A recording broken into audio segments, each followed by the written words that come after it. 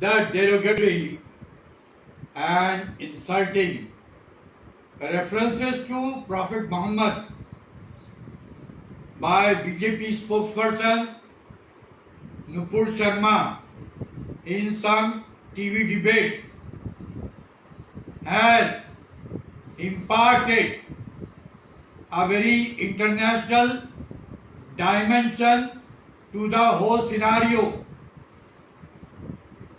It has sparked not only protest in India but across Arab Islamic nations who have officially recorded their unhappiness, their displeasure and their protest to the government of India.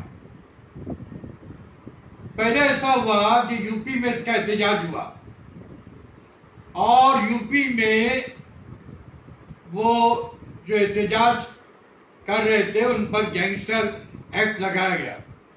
उसके बाद उनके घरों को bulldoze करने की धमकी दी गई और आनन फानन जो है ये खबर पूरी दुनिया में फैल गई। एक शेर मुझे याद आ रहा, कभी कहा ना किसी से तेरे फसाने को, कभी कहा ना किसी से तेरे फसाने को, न जाने कैसे खबर हो गई जमाने को, न जाने कैसे खबर हो गई जमाने को।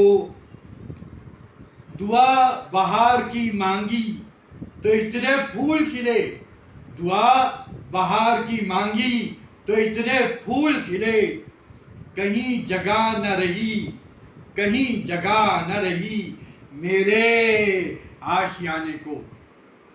उसके बाद ये हो गया कि जब ये बैनुल अक़वामी सतह पर एक हंगामा खड़ा हो गया इस तरह के बयानात से, हालांकि बीजेपी ने नुपुर शर्मा और नबील जिंदाल के खिलाफ कार्रवाई की,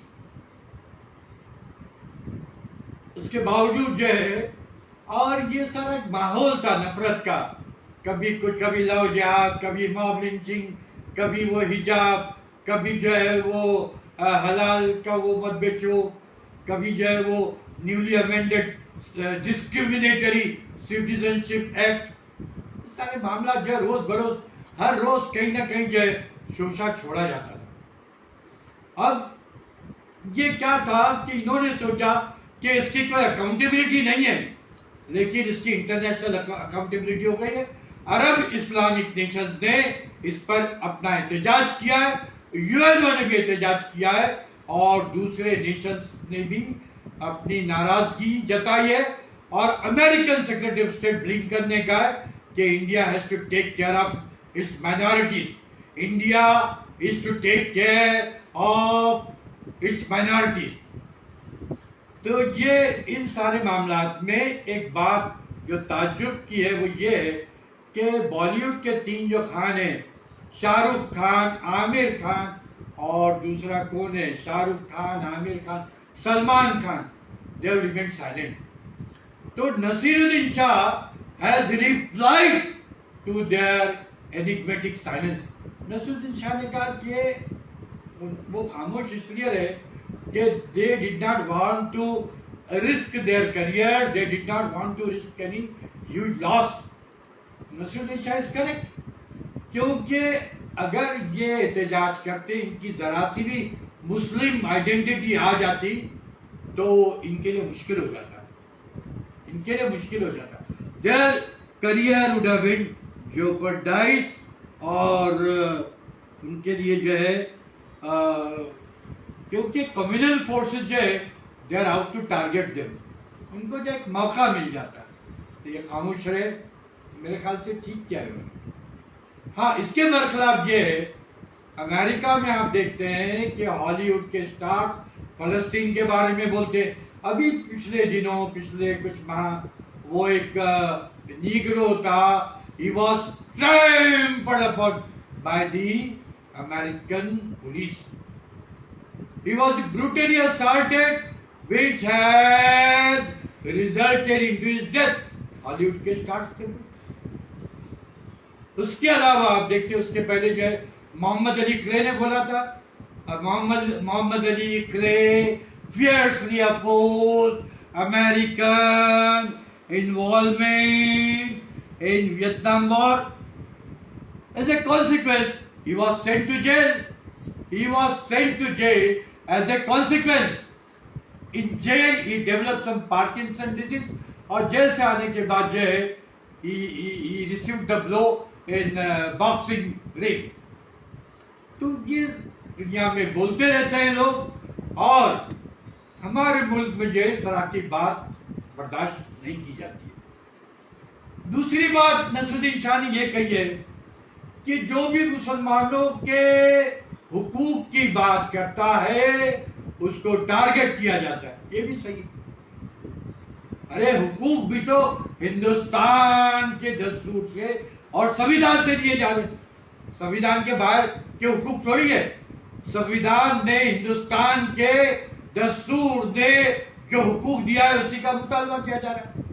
और दूसरी बात, अगर जुल्म के खिलाफ नहीं बोला गया, जुल्म के खिलाफ नहीं, अगर खामोश रहा गया तो जुल्म तो और बढ़ता चला जाएगा, जुल्म तो और बढ़ता चला जाएगा। तो कहीं ना कहीं जुल्म को रोकना पड़ेगा। तो ये आप देखते हैं कि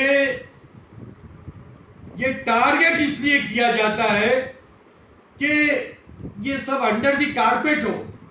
ये जुल्म और सितम का जो लाबितनाई सिलसिला है उसको छुपाया जाए।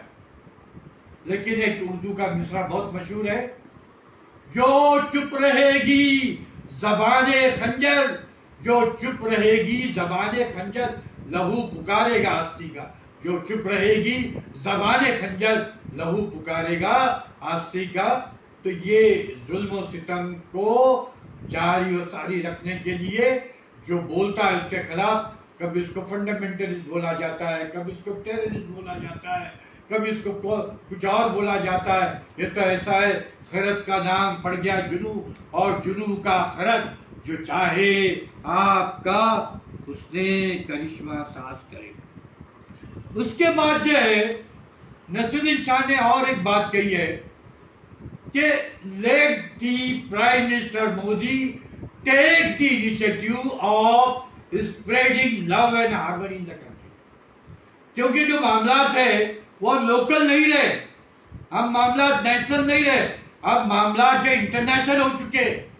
अभी इंटरनेशनल लेवल पर जब मामलात हुए तो हुकूमत हिंद को, नुपुर शर्मा को और दूसरों को, नवीन जलदार के खिलाफ कार्रवाई करनी पड़ी। Now this particular scenario is dominating the global attention. तो ये प्राइम मिनिस्टर मोदी को आगे आना पड़ेगा और नफरत की जो दीवार है उसको तोड़ना पड़ेगा, नफरत को कम करना पड़ेगा। और जब मुल्क से नफरत खत्म हो जाएगी, नफरत कम होगी, then we are going to enhance our strength and credibility. आज ये नफरत के माहौल को खत्म करके ही हमारे मुल्क की डिप्लोमेसी जीतेगी और हमारे मुल्क को इस तरह के डिप्लोमेटिक बहरान का सामना नहीं करना पड़ेगा। एंड वी फील दैट कि whatever Nasruddin Shah told about the initiative taken by Prime Minister Modi, and it is in the depth of the understanding, and it needs to be implemented. It needs to be implemented. And lastly, I express my sense of gratitude to all